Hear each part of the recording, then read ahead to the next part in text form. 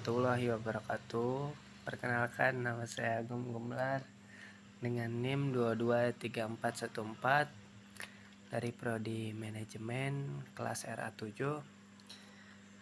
Di sini saya akan menjelaskan materi yaitu tentang evaluasi produktivitas dan objektif matriks untuk memenuhi ujian tengah semester MK Manajemen Produktivitas.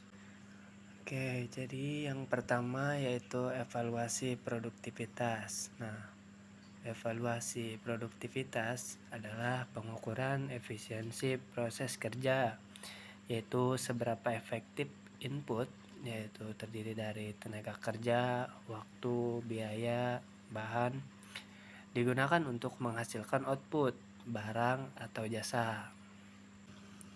Poin selanjutnya yaitu komponen utama.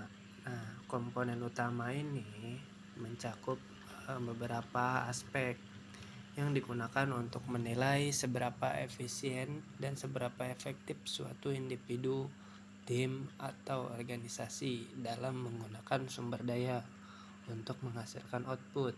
Nah, yang pertama itu input. Nah, input ini semua sumber daya yang digunakan itu untuk menghasilkan output seperti tenaga kerja, waktu, bahan baku, dan modal.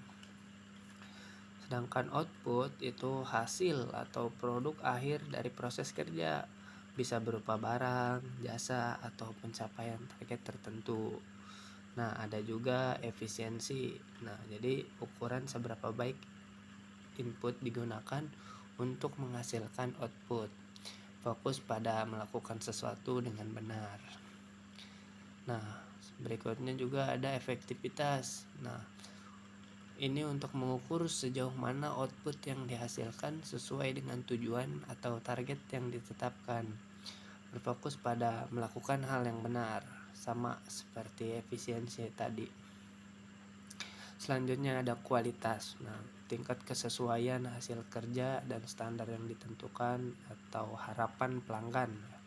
Ya, yang keenam ada waktu, jadi durasi yang dibutuhkan untuk menyelesaikan suatu tugas atau menghasilkan output itu termasuk kecepatan dan ketepatan waktu penyelesaian. Yang ketujuh ada biaya. Nah, total biaya yang dikeluarkan untuk menghasilkan output itu termasuk upah tenaga kerja, bahan, energi, dan biaya-biaya lainnya. Sedangkan yang terakhir itu ada kepuasan stakeholder, yaitu tingkat kepuasan dari pihak yang terlibat seperti pelanggan, karyawan, dan manajemen terhadap hasil yang dicapai. Poin selanjutnya yaitu tujuan evaluasi. Nah, yang pertama untuk mengetahui efisiensi operasional, yang kedua mengidentifikasi potensi pemborosan, yang ketiga menentukan area peningkatan kinerja. Oke, poin berikutnya yaitu objektif matrix atau OMAX. Jadi OMAX ini adalah alat manajemen berbasis Key Performance Indicator atau biasa disebut KPI untuk mengevaluasi kinerja dan membobotkan dan menilai berbagai indikator objektif berdasarkan skala nilai tertentu. Jadi objektif matriks ini untuk mengukur dan sekaligus mengevaluasi produktivitas. Ya, jadi ciri-ciri utama dari objektif matriks ini yang pertama itu berbasis nilai dan bobot. Jadi setiap indikator itu diberi nilai aktual dan bobot sesuai tingkat kepentingannya.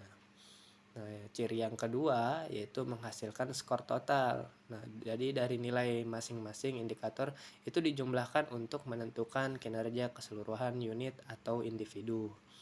Nah, ciri yang ketiga yaitu visual atau kuantitatif. Jadi biasanya disajikan dalam bentuk tabel atau grafik untuk mempermudah analisis dan pemantauan.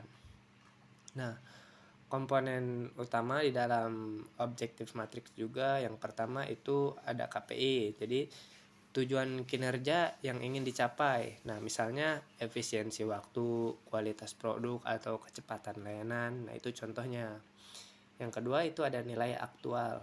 Nah, jadi data kinerja terkini atau yang sekarang ya. Yang ketiga standar, jadi target atau batas atas atau bawah. Nah, itu yang menjadi acuan. Nah, komponen selanjutnya juga ada bobot, jadi tingkat kepentingan tiap objek itu terhadap total kinerja. Nah, yang kelima itu ada nilai konversi ya, jadi skor numerik itu hasil perhitungan berdasarkan pencapaian dibanding target. Poin selanjutnya yaitu ada langkah-langkah OMAX atau Objective Matrix. Jadi untuk menyusun objektif matriks ini ada beberapa langkah ya secara sistematis. Itu yang pertama menentukan unit kerja yang dievaluasi. Jadi tentukan bagian divisi atau jabatan yang mana yang akan diukur produktivitasnya. Misalnya HRD, produksi, customer service atau dan lain-lain. Nah, yang kedua itu menetapkan tujuan atau KPI, Key Performance Indicator, yaitu identifikasi 4-6 indikator kinerja utama yang relevan dengan tujuan unit kerja tersebut. Nah, jadi pastikan indikator itu bersifat spesifik, terukur, relevan, dapat dicapai, dan berdasarkan waktu. Nah, yang ketiga yaitu menentukan bobot setiap indikator. Jadi setiap indikator itu diberi bobot. Nah, pada setiap KPI sesuai tingkat kepentingannya dengan total bobot 100%. Yang keempat itu menetapkan target, nilai maksimal dan nilai minimal gitu ya. Jadi tentukan target kinerja, jadi standar ideal. Yang kedua itu nilai maksimum, jadi kinerja terbaik itu di atas target. Dan nilai juga, minimum juga dimasukkan, yaitu kinerja terburuk yang masih dapat diterima gitu ya kira-kira. Poin kelima yaitu mengumpulkan data aktual kinerja. Nah, jadi ambil data nyata dari aktivitas unit kerja selama periode tertentu. Nah, baik mau harian, mingguan, atau bulanan. Yang keenam itu menghitung nilai konversi atau konversi OMAX dengan menggunakan rumus konversi nilai. Jadi nilai OMAX sama dengan nilai aktual, nilai minimum, nilai maksimum, dan nilai minimum. Itu dikali 100. Nah, jika aktual di luar batas minimum atau maksimum, itu nilai bisa lebih dari 0 atau kurang dari 100. Yang ketujuh itu mengalihkan nilai konversi dengan bobot. Jadi skor akhir per KPI itu sama dengan nilai OMAX dikali bobot. Nah, yang kedelapan yaitu menjumlahkan skor semua KPI. Nah, jadi dari total dari semua skor akhir KPI itu akan menunjukkan kinerja keseluruhan unit kerja tersebut.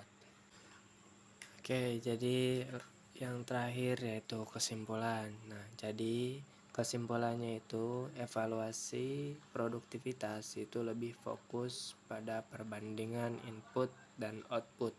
Sedangkan objektif matrix atau OMAX itu lebih luas dan digunakan untuk menggabungkan berbagai aspek kinerja menjadi satu skor yang objektif.